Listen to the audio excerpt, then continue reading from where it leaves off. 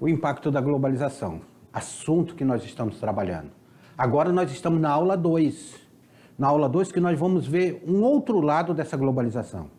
Nós iremos ver nessa aula um pouco alguns problemas sociais que causam essa globalização, a xenofobia, o racismo, mas nós vamos ver alguns blocos econômicos que se formaram para se fortalecer, como a União Europeia. Nós vamos ver também nessa aula o Japão, a tecnologia japonesa se desenvolvendo. Então fiquem ligados nessa aula que ela está muito interessante. Na tela para vocês, que nós iremos começar agora sobre esses impactos da globalização. União Europeia, xenofobia e racismo, Japão e a expansão econômica do Japão. Aula 44.1. Habilidades da aula de hoje, como nós trabalhamos com vocês, sempre essas habilidades, e a gente vai com essa primeira imagem aí do impacto da globalização. Imagem essa que o professor Losimar já mostrou na aula passada para vocês, mas é sempre interessante nós frisarmos essa imagem. O aparecimento do computador, o computador aparecendo, ele vai fazer uma mudança na vida. O jornal escrito esse que está desaparecendo aí, os computadores, o satélite, grande evolução. Então, a tecnologia em si, a tecnologia que envolve isso daí, o mundo ligado, o mundo globalizado. Mas a gente começa a olhar a União Europeia. O que é a União Europeia? O que vai ser a União Europeia? Então, como é que se dá esse processo da União Europeia? União Europeia.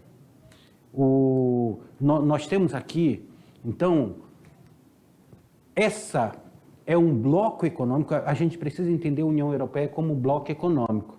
Esse bloco econômico criado em 1992 para estabelecer uma cooperação econômica e política entre os países europeus. Então, a União Europeia, ela se encaixa como bloco econômico, ela está relacionada a um bloco econômico. Como outros blocos econômicos que vocês vão ver mais detalhadamente em geografia, mas essa União Europeia, ela está encaixada dentro do bloco econômico. Então, a Europa, ela está aí se fortalecendo enquanto bloco econômico. Como é que se deu isso? Como a Europa, em que momento da história a Europa resolveu se formar como bloco econômico? Isso daí, a característica desse bloco econômico, o professor de geografia ele vai trabalhar mais detalhadamente com vocês. Nós vamos ver o processo histórico da formação desse bloco econômico, chamado União Europeia. Na tela para vocês, porque nós estamos vendo aqui que atualmente a União Europeia ela é formada por 27 países. Mas, professor, eu lembro que teve uma aula que falava que eram 28 países. Ah, olha aqui, ó. Lá atrás ela é formada por poucos países, mas hoje ela é formada por 27 países. Quem são esses países? Alemanha, Áustria, Bélgica, Bulgária, Chipre, Croácia, Dinamarca, Eslováquia, Eslovênia, Espanha, Estônia, Finlândia,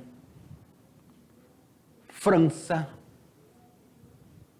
Grécia, Hungria, Irlanda, Itália, Letônia, Lituânia, Luxemburgo, Malta, Países Baixos, Polônia, Portugal, República Tcheca, Romênia e Suécia. São os países que formam a União Europeia. Agora vem aqui comigo, aluna. Vem aqui comigo. Vocês sentiram falta de algum país aí? Um país forte, com a economia muito forte, que tem na Europa, vocês sentiram falta dele? De quem foi? Hã? Quem foi que nós não lemos ali o nome dele? Um país lá da Europa. Quem foi? Vocês sentiram falta? Eles não estão. Sabe por quê? Olha aí por que eles não estão. Porque a Inglaterra, o Reino Unido, a Inglaterra aí, muitas vezes se fala Reino Unido, outras vezes se fala Inglaterra, outras vezes se fala Grã-Bretanha. Então tudo isso aí, olha aqui, ó, essa peça do quebra-cabeça, ela saiu da União Europeia. Ela vai se retirar da União Europeia. Por meio de um plebiscito ainda em 2016, vai decretar a saída do bloco econômico. Só que ela só vai sair definitivamente em 31 de janeiro de 2020. O Reino Unido saiu da União Europeia. Essa saída ganhou até um nome chamado de Brexit. Uma junção da palavra British, britânico, e exit, saída. Então ela ganhou esse nome, Brexit, que foi essa saída da Inglaterra da União Europeia. Por isso que eram anteriormente 28 países, agora só são 27 países. A organização que foi essencial para a integração da Europa e a criação da União Europeia foi a Comunidade Econômica Europeia, ou também conhecida como Mercado Comum Europeu. Aqui iniciou o pensamento da União Europeia. Esse Comunidade Econômica Europeia, ela vai ser criada em 1957, que vai ser formada por apenas a Alemanha, a Bélgica, a França, a Itália, Luxemburgo e o País Baixo. Essa Comunidade Econômica Europeia. Comunidade Econômica Europeia. Só eram esses países fundadores. 1957. Nós estávamos aí já uma década que a Segunda Guerra Mundial tinha acabado, 12 anos depois da Segunda Guerra Mundial acabar, 6 países formaram essa união. Essa República Federal da Alemanha, França, Holanda, Bélgica, Luxemburgo e a Itália. Então precisava se fortalecer. Aí, meus queridos, o contexto de criação do CE foi a Guerra Fria, momento em que o mundo vivia uma bipolarização entre o norte-americano e o soviético. Lembra da Guerra Fria que nós já estudamos? De um lado tem os norte-americanos capitalistas, de outro lado tem os soviéticos socialistas. Como forma de buscar uma aliança para fortalecer essa comunidade europeia, com uma recuperação economicamente e enfrentar o avanço da influência norte-americana, eles se formaram. Então, eles diziam o seguinte: olha, nós estamos no meio dessa Guerra Fria. Nós estamos dentro do sistema capitalista, mas dentro desse sistema capitalista, nós não queremos estar sob essa influência do capitalismo, essa influência dos Estados Unidos. Nós queremos um pouco essa libertação dos Estados Unidos. Aí eles se formam, o CIE. Eles vão se formar para se fortalecer. Aí, na tela de vocês, chegamos à década de 80. Tá? Chegamos na década de 80. A década de 80, 80 outros países integraram o CIE, como a Inglaterra, a Grécia, a Espanha, a Dinamarca, a Irlanda, Portugal. Com a adesão desses países, a comunidade europeia se chamaria Europa dos 12. Agora ela está se formando, agora ele está crescendo. Nós estamos em 1986. Portugal e Espanha estão entrando aí. Outros países estão entrando. Nós estamos aí nessa Europa dos 12. Agora não são mais só 6 países. Está ampliando. A Inglaterra está entrando aqui. A Irlanda está entrando. Há um fortalecimento dentro disso aí. A Europa dos 12. A Grécia entrou, a Espanha entrou, a Dinamarca entrou. A criação da União Europeia veio apenas em 1992. na cidade de Maastricht, na Holanda, quando os países do CE se reuniram e assumiram o chamado Tratado de Maastricht. Este tratado, que entrou em vigor apenas em 1993, formado em 1992, 1993 esse tratado, propôs uma integração e cooperação econômica, buscando harmonizar os preços e as taxas de importação. Aqui, o tratado que é formado essa União Europeia. Aqui eles se reunindo, fazendo esse tratado. E percebam que agora ele é um bloco econômico, eles têm um documento, eles têm um tratado, e esse tratado ele precisa ser obedecido. Esse tratado que entra em vigor em 93, ela tem isso daí, esse fundamento.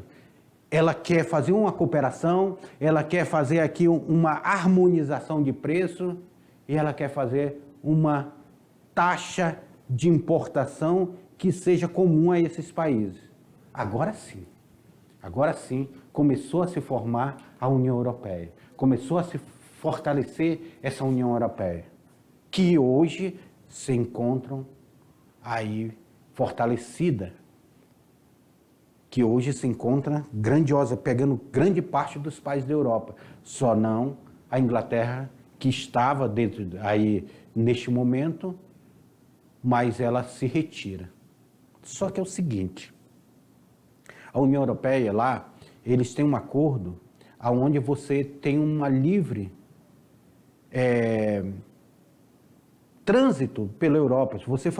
Se você é morador de um país da União Europeia, você pode ir tranquilamente para a França, para a Itália, para a Alemanha, tranquilamente ali, você pode. Assim mesmo como nós podemos aqui com a carteira de identidade, nós podemos ir para o Paraguai, Uruguai, Argentina, aqui para os países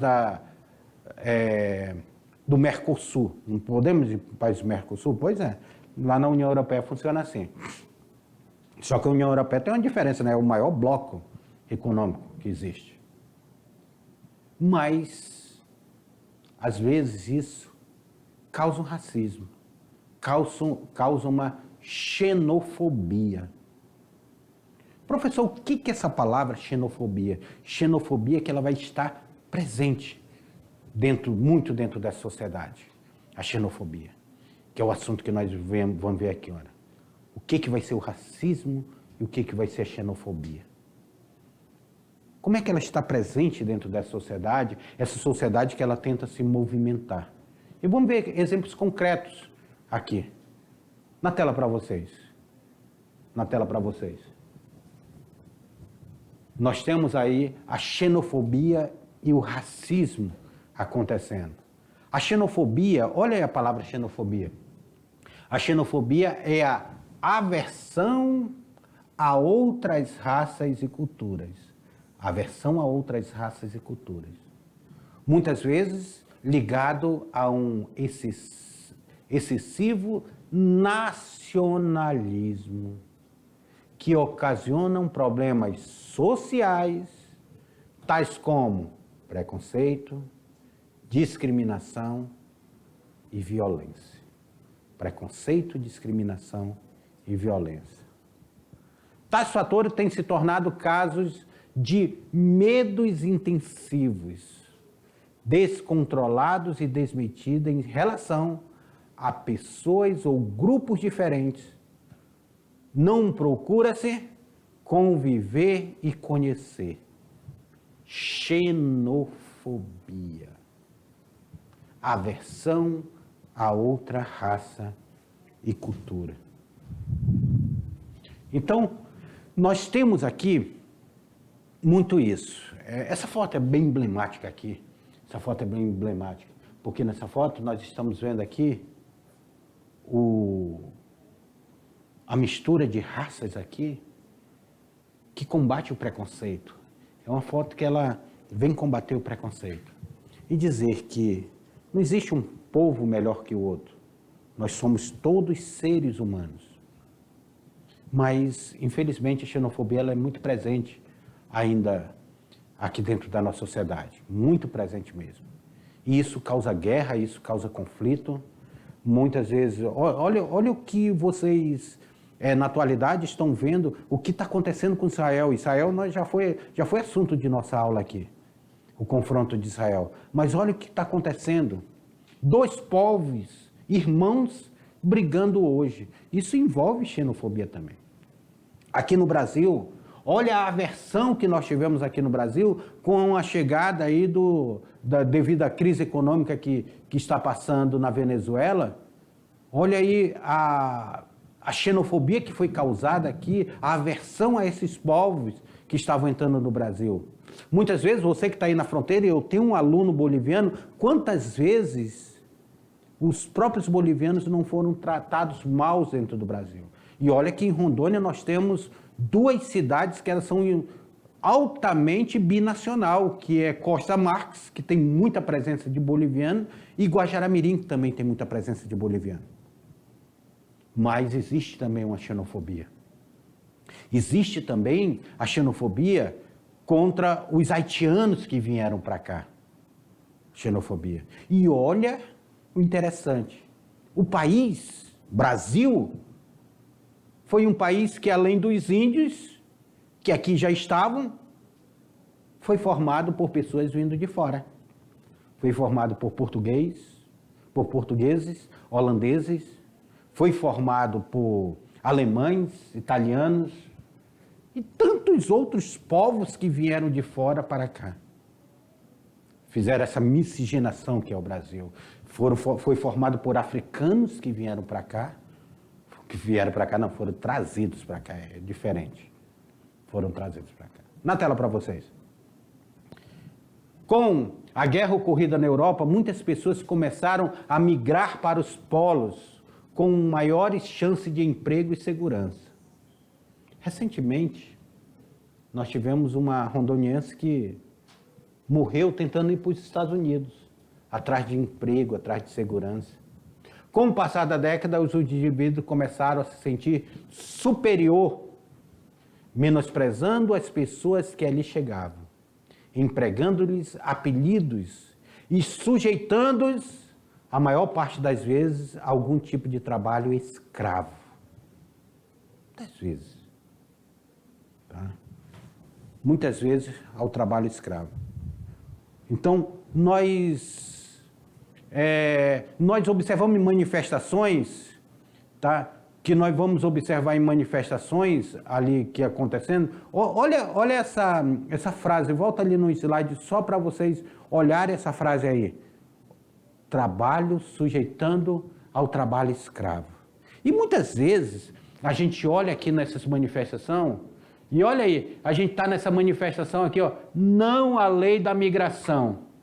Não à lei da migração.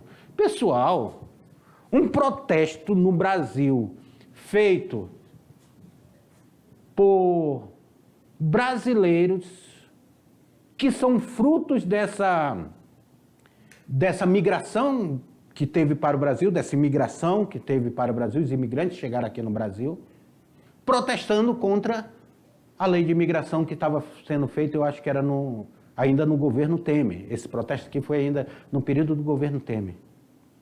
Protestando contra essa lei da migração. Isso aqui era uma prova da xenofobia, de não se querer o outro. Nesse dia da manifestação, teve até um ato de bomba que foi estourado, foram pessoas presas e tudo. Acho que era paquistanês, que tinha um restaurante ali perto, também se revoltou e teve uma confusão nesse sentido. Mas as pessoas não queriam essa lei da migração. Queriam que o Brasil não aceitasse o estrangeiro. Como nos Estados Unidos. Nos Estados Unidos, as pessoas chegam lá, quando chegam lá, elas são enjauladas. Vocês já viram lá aquelas cenas das crianças enjauladas e todo mundo preso para ser mandado de volta para o país? Porque lá eles não aceitam. A lei da migração lá é muito forte, é muito... que eles não querem. Olha que os Estados Unidos tem muito estrangeiro ainda hoje que fazem esse serviço. Mas muitas vezes as pessoas, por estarem ilegal, elas são vítimas do processo de escravidão. Elas são utilizadas como escravas. porque elas estão ilegais, elas não têm como gritar, elas não têm uma Constituição que ampare elas não têm um direito trabalhista que ampare elas. Mesmo assim, elas vão para outros países. Na tela para vocês. O Brasil apresenta casos de racismo e xenofobia. O último caso mais recente aconteceu no caso dos venezuelanos em Roraima. Lembra lá em Roraima, a chegada dos venezuelanos? Aqui, as pessoas elas quebraram o acampamento venezuelano. Olha o desespero desse pai que está fugindo, desamparado.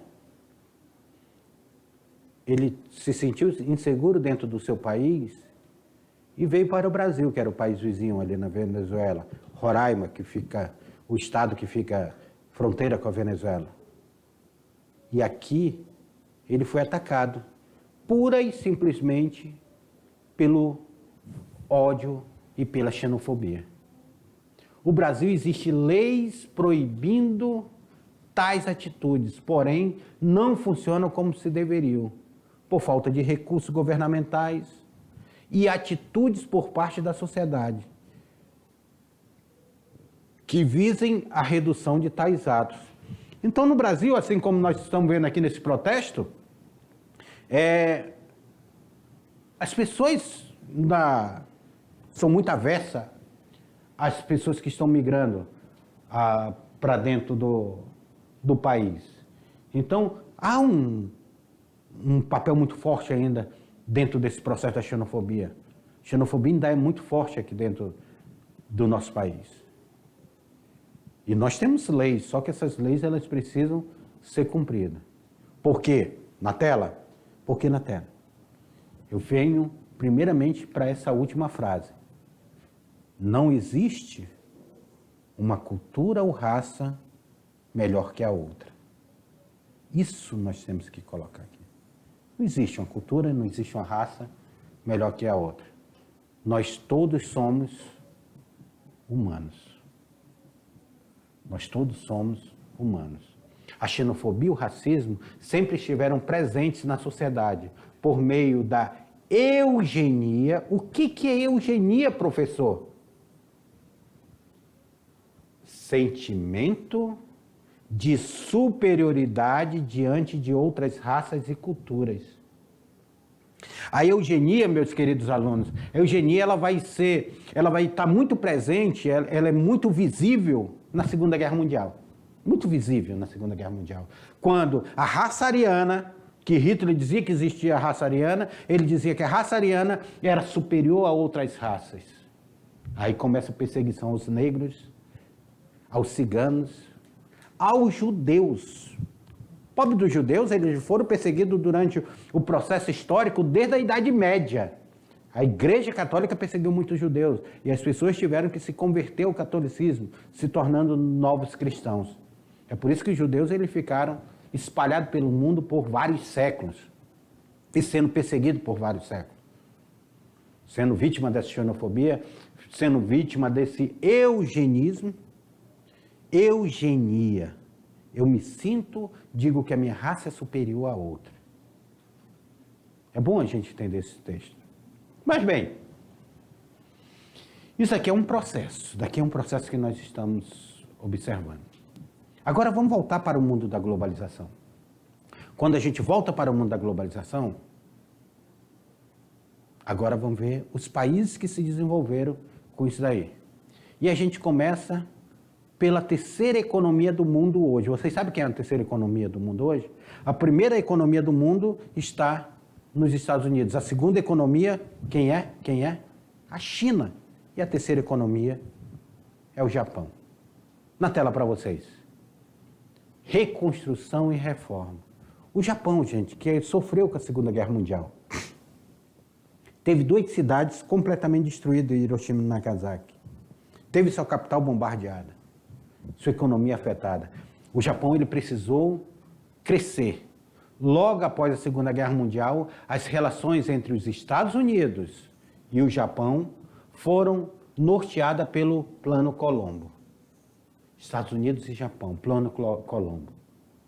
Neste momento do Plano Colombo, os Estados Unidos, então, ele começa a investir no Japão. Ou seja, era uma maneira de compensar também um país que eles tinham utilizado a bomba atômica. Vamos trazer o inimigo para ser amigo.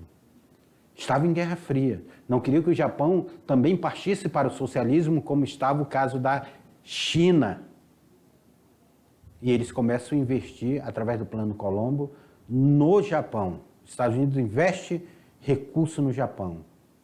Esse plano, cuja intenção era manter o Extremo Oriente sob a esfera da influência norte-americana.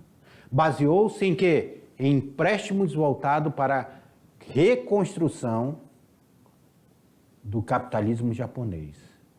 Impuseram ao Japão condições bastante duras. Então, o Japão volta para o capitalismo. Porém, a imposição não transformaram o país numa economia periférica do capitalismo mundial. Ao contrário, permitiram uma política de desenvolvimento econômico muito bem sucedida. O Japão, diferente de outros países, como países da América Latina, que pegaram recurso, que vão pegar recurso, japoneses, eles pegam recurso e eles investem em tecnologia, bastante em tecnologia, os japoneses estão investindo em tecnologia, eles não ficaram para trás, eles não ficaram, eu vou entrar no meio do capitalismo, mas eu não vou ser subserviente aos Estados Unidos. O Japão, que estava arrasado, economicamente arrasado, ele rapidamente, porque tem a questão cultural do povo. O povo japonês é um povo que ele tem um orgulho muito grande. Inclusive, aproveitando que nós estamos aqui, saímos desse período, desse combate ao mês de setembro, que foi o mês de combate ao suicídio, o Japão tem um índice muito grande de suicídio por causa disso. As pessoas não aceitam o fracasso. Não aceitam o fracasso.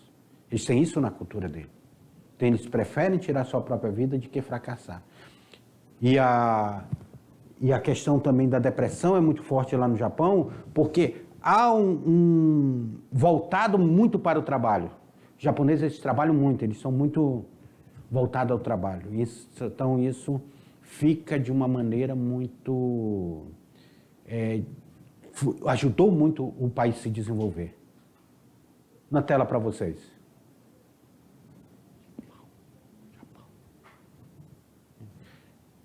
Entre os princípios dessa política, podemos destacar... O que nós podemos destacar aí dentro do princípio dessa política? Nós temos aí a elevada qualificação profissional da mão de obra, tá? A elevada qualificação profissional da mão de obra. O que mais nós temos no princípio dessa política? Rigorosos programas de controle de qualidade dos produtos industrializados, baseado no cálculos estatísticos.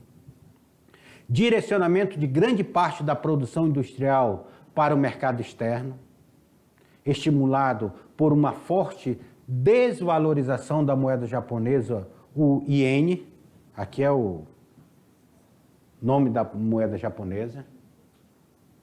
Construção de grandes e modernos navios que baratearam o frete para distante mercado consumidor do Ocidente. Maciço investimento em pesquisa e desenvolvimento, que resultaram, por exemplo, na robotização e na miniaturização de sua mercadoria altamente sofisticada, como o microeletrônicos e a nanotecnologia. E também nós temos uma notável expansão industrial, conduziu o Japão à segunda posição entre as maiores economias do mundo. Na década de 1980, o lucro das indústrias fortaleceu o sistema financeiro do país. No final dessa década, dos 10 maiores bancos mundiais, 8 eram japoneses. No início dos anos 90, surgiram incentivos para a criação de novos polos industriais mais dinâmicos, típicos de terceira revolução industrial. Meus queridos, vocês irão ver no Japão. Vamos lá fazer uma viagem aqui no Japão. Vocês vão ver o Japão, aquela ilhazinha pequenininha se tornando a segunda economia mundial. Professor, mas você ainda agora disse que o Japão é a terceira economia mundial. Mas nós estamos falando lá atrás, na década de 80, o desenvolvimento dele. Ficou os Estados Unidos como primeira economia e o Japão como segunda economia mundial. Logo depois da Guerra Fria. Que a China vai ser outra coisa, que nós vamos estudar na próxima aula. Vocês vão ver o crescimento da China. Mas o Japão, ele vai investir muito em tecnologia. É lá do Japão onde tem as maiores tecnologias, as maiores empresas de tecnologia. Automobilística, as empresas voltadas para televisão, para filmagem, para o audiovisual, para tudo. A tecnologia é muito forte. E eles ainda desenvolvem a nanotecnologia. Cada vez mais a tecnologia num pequeno chipzinho. Anteriormente, para se ter um computador, era preciso ter uma sala inteira para se ter um computador para processar coisas básicas.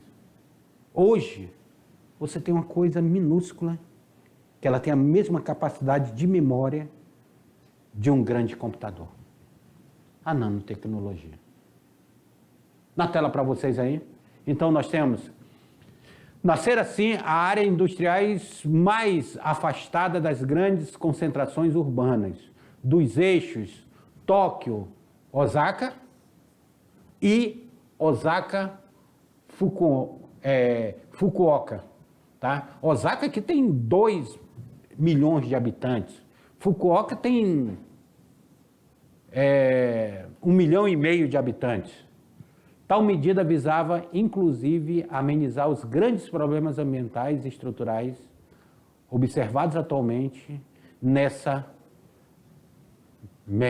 megalópolis, como a chuva ácida, a poluição atmosférica e a falta de espaço em um país insular, pequeno e muito populoso. Insular, vocês sabem o que é, né? É um país que fica numa ilha. É um país pequeno. É um país muito populoso, tem população muito grande. Então, o Japão, ele tem alguns problemas lá no Japão a ser enfrentado. Mas aí você vê a tecnologia que é desenvolvida aqui nesse país. O Japão, ele tem uma tecnologia muito forte desenvolvida nesse país. Tá certo? Mas algumas empresas, deixa eu mostrar para vocês aí, na tela para vocês, algumas empresas que nós temos lá, que são muito conhecidas aqui no Brasil, porque nós temos representação delas aqui no Brasil. A Toyota, nós temos aqui, a Toyota em termos de caminhonete, vocês que moram, grande parte dos alunos que moram aí no interior, vocês vão ver aí que a Hilux é muito presente aí em tudo quanto é canto que você vai. A Mitsubishi também, muito presente. A televisão Toshiba, muito presente. A Honda, ou seja, as melhores tecnologias automobilísticas, elas estão vindo do Japão. A Nissan, Suzuki, saudade da minha moto Suzuki, tá? Até o macarrão instantâneo Nissin é do Japão. Mitsui, do Japão. Então, são algumas empresas japonesas que elas vão estar presentes dentro desse desenvolvimento. Empresas essas que elas vão estar dentro das bolsas de valores, elas vão estar dentro do bolsa de valores, dentro de um sistema altamente lucrativo. Então, a Bolsa de Valor do Japão é uma bolsa de valor onde tem empresas altamente consolidadas. É uma economia consolidada que nós vamos observar. Tá certo? Então, meus queridos, assim nós estamos vendo a economia do mundo, essa economia globalizada, apesar dos problemas sociais que ela traz, porque no Japão, o Japão ele desenvolve, o Japão ele tem grande dificuldade, assim mesmo como os Estados Unidos, de conter a poluição que ele causa nas fábricas. Inclusive no Japão tem casos de chuvas ácidas. A poluição é tão grande quando chove, aquela chuva ácida, que Não é legal você ir tomar banho na chuva igual mente aqui quando chove, a gente corre na chuva, então vai lá para a bica, toma um banho na bica. Lá no Japão tem essa dificuldade, porque a poluição é muito grande. É por isso que antigamente eu olhava os países do Oriente, que tem esse índice de poluição grande, e eu via que eles usavam máscara direto. Eu achava aquele negócio tão estranho, eu digo, meu Deus, esse povo anda de máscara direto no meio da rua, olha que coisa esquisita. Nunca imaginei, nunca, não passou nem perto da minha cabeça imaginar que nós aqui no Brasil, por causa de um vírus, teríamos que usar máscara para nos proteger e proteger o outro.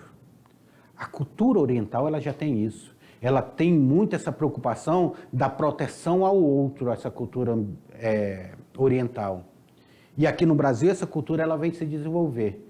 Agora, que nós tomamos consciência que a máscara, ela serve, a princípio, mais para proteger o outro. Tá? Mais para proteger o outro. Então, aí, esse meio que nós vamos estar presente aí no Japão, essa sociedade aqui, você andando, aqui a gente coloca até um pequeno filme aqui de se andar no Japão, como você iria se sentir andando ali no centro de Tóquio, como você iria se sentir olhando essa cultura japonesa, esse desenvolvimento japonês aqui, ó. Tá? O trânsito, os prédios, a tecnologia, as luzes, os letreiros, o moderno, o antigo se misturando dentro dessa população. País populoso, país com bastante gente, país que está muito direto ligado à tecnologia. Tecnologia abundante, tecnologia forte que temos no Japão. Então é por isso que o Japão hoje é uma das maiores economias do mundo. Imagine vocês como essa população transformou uma ilha, um país insular, uma pequena ilha, que não é tão grande, o Japão,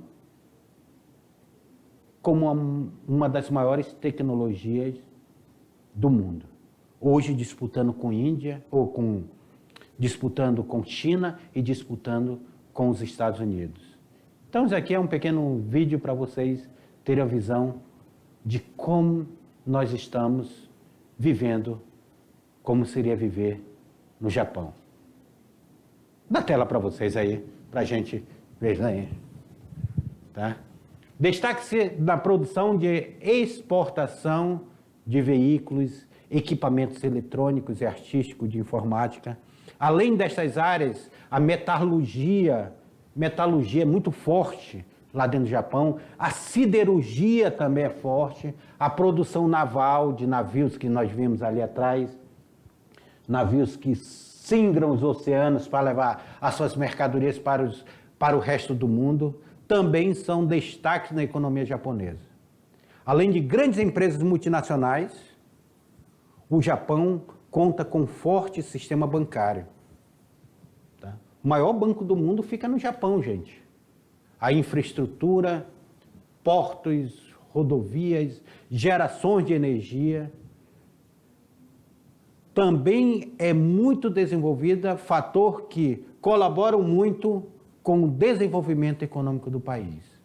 Percebam vocês, então, essa infraestrutura, há um investimento em infraestrutura. Portos, de onde saem as mercadorias para o resto do mundo, rodovias internas dentro do Japão, geração de energia também é uma preocupação muito grande no Japão. Já pensou o Japão com toda a tecnologia ter um apagão? O desenvolvimento econômico do país, então, ele está ligado a isso daí. A população japonesa possui um elevado poder de consumo. Uma coisa interessante aqui, antes de eu continuar aqui, vem aqui comigo.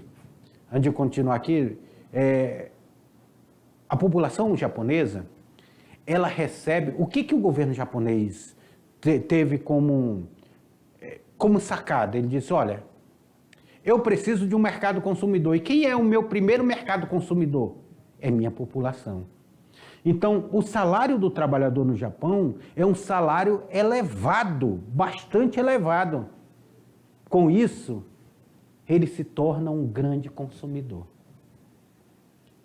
A indústria japonesa, então, ela está se autogerando ali, com seu próprio país sendo consumidor. Então, ela está diretamente ali ligada a esse consumo. A população com alto salário, com salários bem pagos, as empresas japonesas tratam esse cidadão japonês de uma forma digna, com salários elevados, para que ele possa consumir e esse mecanismo possa girar. Esse mecanismo que é o sistema capitalista, ele possa estar girando, ele não se torne estático, ele se torne móvel, ele se torne presente nisso daí. Tá certo?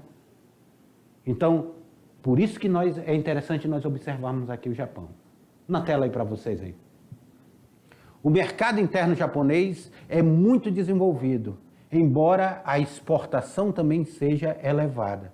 Mas o mercado interno, gente, o mercado interno, por quê? Porque eles têm salários bons, salários pagos pelas empresas.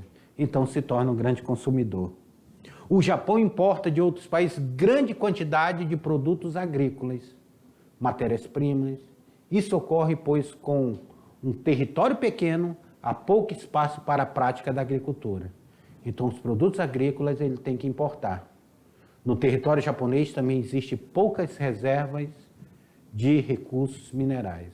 Então, os japoneses, eles compram commodities e eles exportam tecnologia. Compram commodities e exportam tecnologia. E assim vai a economia japonesa. E assim vai esse processo de globalização que nós vimos nessa aula de hoje.